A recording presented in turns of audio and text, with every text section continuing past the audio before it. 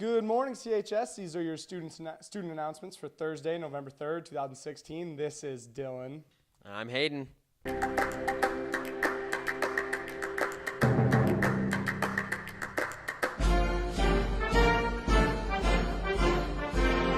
Happy birthday to the following with a birthday today. I think that, no one today. No one with a birthday today. No one. Birthdays today. Not a special day. Elma College will be here next week on Monday, November 7th. If you would like to meet with a representative, sign up in Ms. Volk's office. Tryouts for all girls interested in playing basketball this winter will begin on Monday, November 7th. All girls grades 9 through 12 should plan to attend tryouts on Monday and Tuesday from 3 to 5 p.m. in the high school gym. Anyone planning to try out must have a completed physical on file in the athletic office. Physical forms are available in the office at chesaningathletics.com under the Athletics Corner link. FFA Trap Shoot is Friday, November 4th at 7 p.m. at the Brant Gun Club. Sign up in the Ag Room. Hey guys, you should check out Mr. Smith's another clip. Welcome to the Political View with Mr. Smith.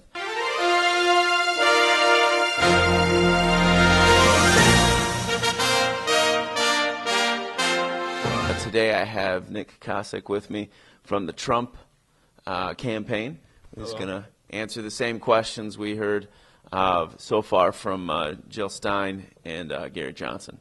So let's jump right into it, Nick. The first question we want to get at has to do with trust, right? So we kind of have a lot of mistrust towards the government after things like Vietnam, Cambodia, bombings. There's just a lot of mistrust going on. So what are you going to do? You got 40 years of mistrust. How's the Trump campaign going to build trust? Well, one way the American people distrust the government is because they believe that all politicians are corrupt and they just use the American people to get in office and to make money. So Trump is not part of the political system, so he's already gained trust because of that.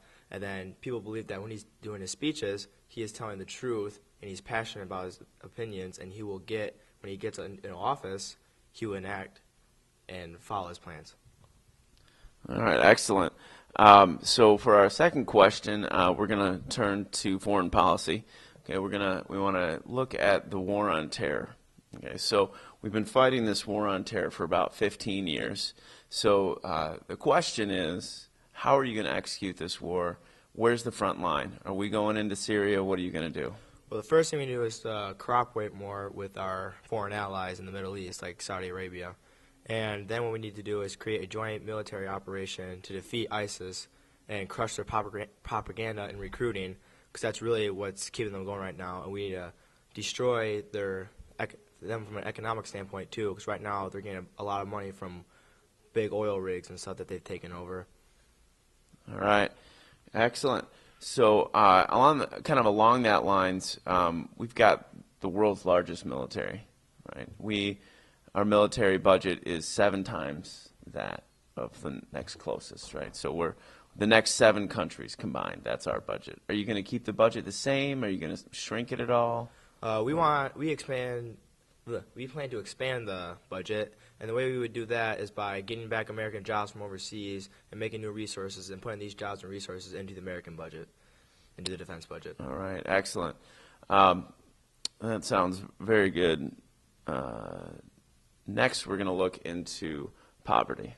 Okay, so if you get these jobs back, right, that's how you're going to pay for the overseas. Is this how you plan on dealing with poverty too, or do you have other poverty measures? That's one way, but another way we plan on dealing with poverty would be all people who are single and their income is below $25,000, they will not have to pay income tax. And then all married couples whose combined income is below $50,000, they will also not have to pay income tax. And then we also want to work with the states more to let them create their own Medicaid programs that are more specific to their state needs. All right. So basically restructuring the tax system to benefit the poor. Mm-hmm. And so with the Medicaid stuff, are you saying you're going to keep the budget about the same, but you're just going to shift it to the states? Well, it just depends. The states can lower or increase the budget based on, because some states may not need as much Medicaid, but some states may need more. Okay, so we're going to give that power to the states, though. Okay. All right, well, that makes sense. So next, we're going to look at Obamacare, something I'm sure that you love, at the Trump campaign, Oh, yeah. right? So what are we going to do with Medicare if Trump becomes Well, president? first off, we need to repeal Obamacare immediately. It's not a good thing at all. And we need to allow people need the choice to whether or not they should have health insurance. And then we need to allow health insurance sales across state lines that create a more competitive market, driving down prices but increasing consumer happiness.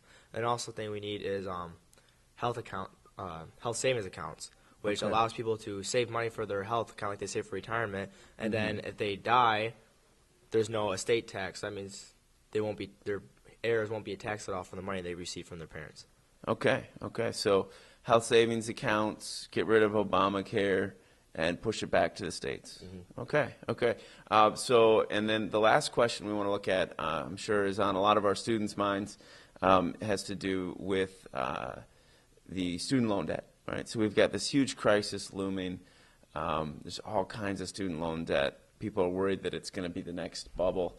How's Mr. Trump going to deal with this? Well, first off, he doesn't want no free college at all, unless it's through a scholarship of some kind. And then he's going to work with Congress to make reforms that would ensure universities lower the price on university cost and make sure that they forgive student loan debt more. The way he would do this is giving these universities tax breaks and tax dollars to make sure they lower their price. Excellent. And if we could just wrap up with just a real quick, 1 to 2 sentences. Why Trump?